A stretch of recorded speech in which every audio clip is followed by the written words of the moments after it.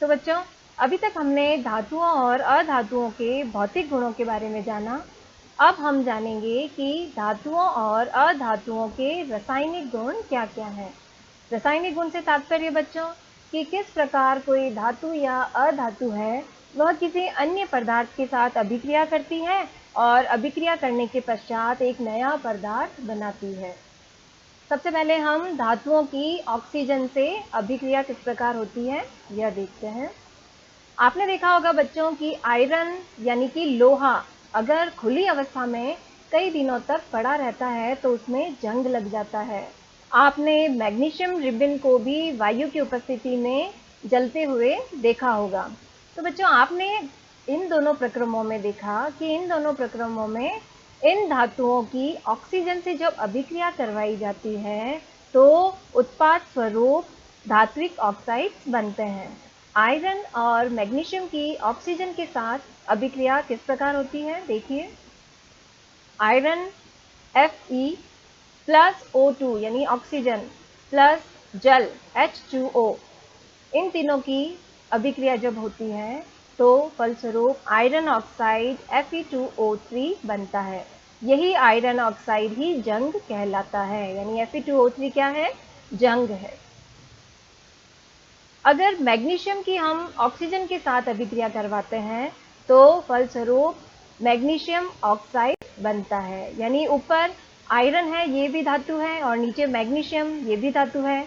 इन दोनों की हमने ऑक्सीजन से अभिक्रिया करवाई तो ऑक्सीजन की अभिक्रिया के फलस्वरूप धात्विक ऑक्साइड यानी जो भी धातु है उसका ऑक्साइड बनता है। जैसे कि आयरन की अगर हमने ऑक्सीजन से अभिक्रिया करवाई तो आयरन ऑक्साइड बना और मैग्नीशियम की अगर ऑक्सीजन से अभिक्रिया करवाई तो मैग्नीशियम ऑक्साइड बना।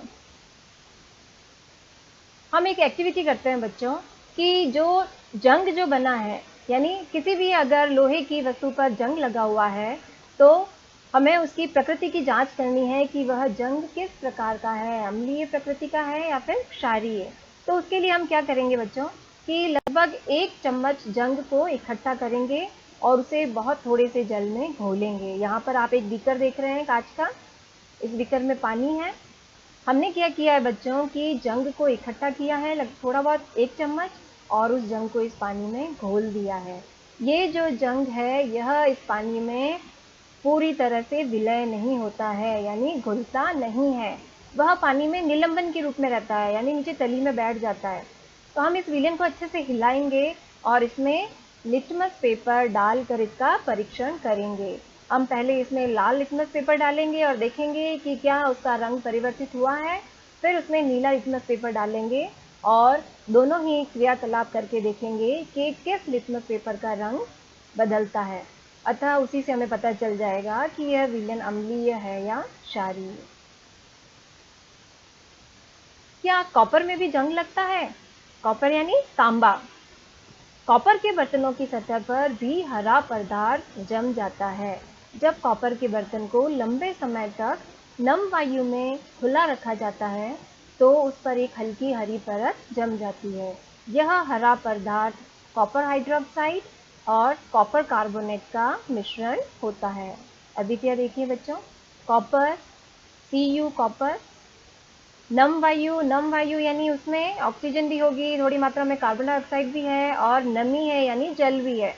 यानी कॉपर की अभिक्रिया करवाई Cu plus H2O plus CO2 plus O2 तो उत्पाद स्वरूप हमें प्राप्त हुआ कॉपर हाइड्रोक्साइड, यानी एक हरा पदार्थ है ये कॉपर हाइड्रोक्साइड और कॉपर कार्बोनेट का मिश्रण है।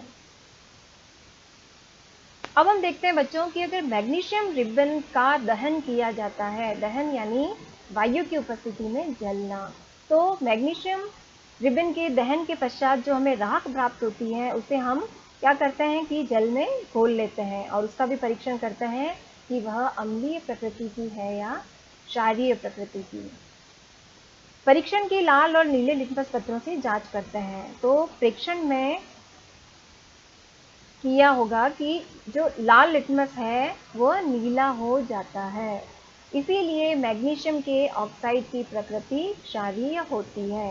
लाल लिटमस अगर नीले रंग में परिवर्तित होता है इसका मतलब वह विलयन जो है वह क्षारीय प्रकृति का है और अगर नीला लिटमस पेपर लाल में बदल जाता है तो अर्थात वह विलयन अम्लीय प्रकृति का है। लेकिन हमने यहाँ पर धातुओं की ऑक्सीजन से अभिक्रिया करवाई है, इसके परिणाम स्वरूप धात्विक ऑक्साइड बने हैं। और ये धात्विक ऑक्साइडों का विलयनों का अगर हम परीक्षण करते हैं तो इसमें लाल लिटमस का रंग नीला हो जाता है, यानी धात्विक ऑक्साइड क्षारीय प्रकृति के होते हैं। आइए अब अधातुओं की ऑक्सीजन के साथ अभिक्रिया का परीक्षण करते हैं।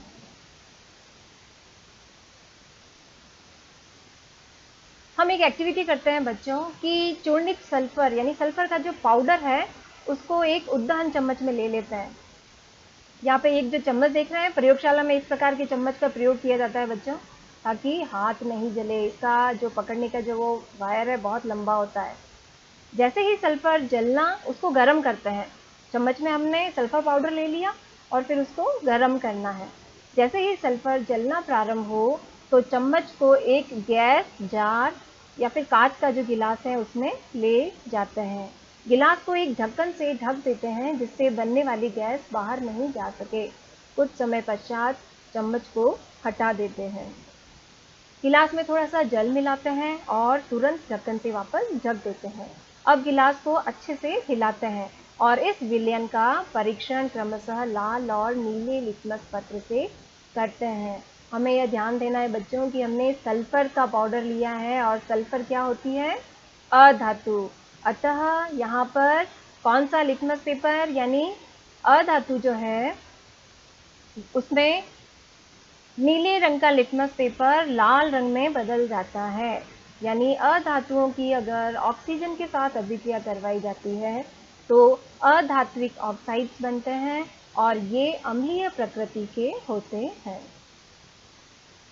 सल्फर और ऑक्सीजन की अभिक्रिया में बनने वाले उत्पाद का नाम सल्फर डाइऑक्साइड गैस है। जब सल्फर डाइऑक्साइड को जल में विलय करते हैं, यानी सल्फर डाइऑक्साइड SO2 प्लस जल H2O, तो उत्पाद स्वरूप हमें सल्फ्यूरस अम्ल H2SO3 प्राप्त होता है।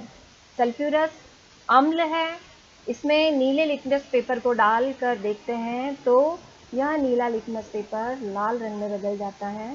अतः सामान्यतः अधातुओं के ऑक्साइड्स जो होते हैं वह अम्लीय प्रकृति के होते हैं।